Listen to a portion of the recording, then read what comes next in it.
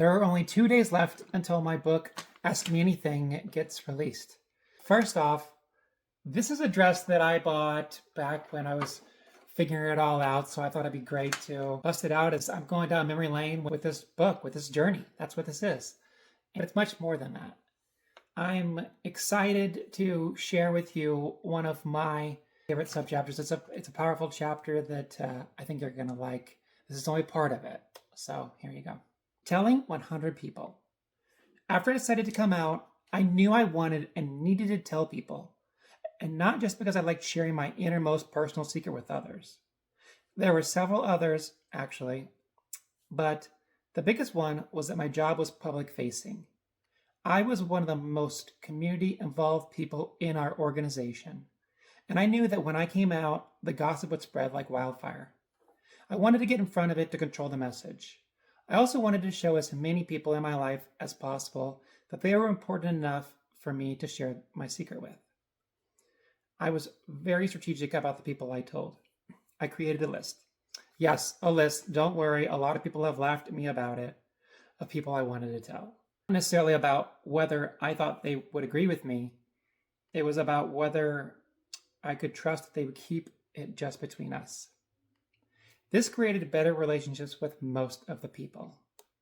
Many of them opened up and told me something they were dealing with, and many times it was about a trans or non-binary family member that I did not know about.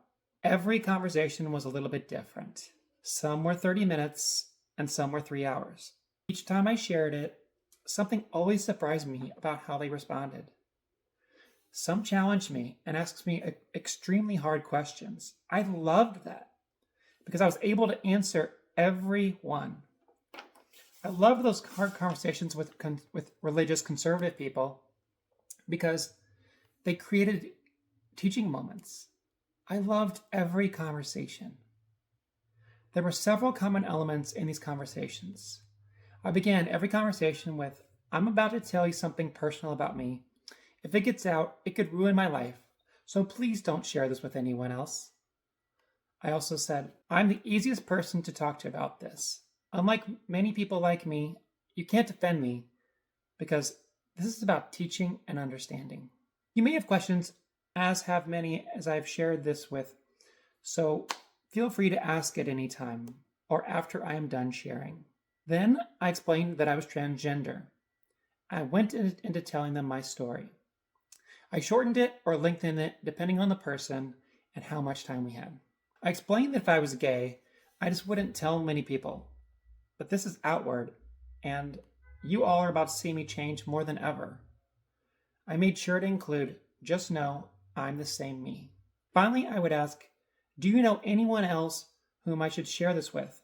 Someone who would be able to keep it to themselves. Most of the people I talked to had never had enough opportunity to talk to someone like me.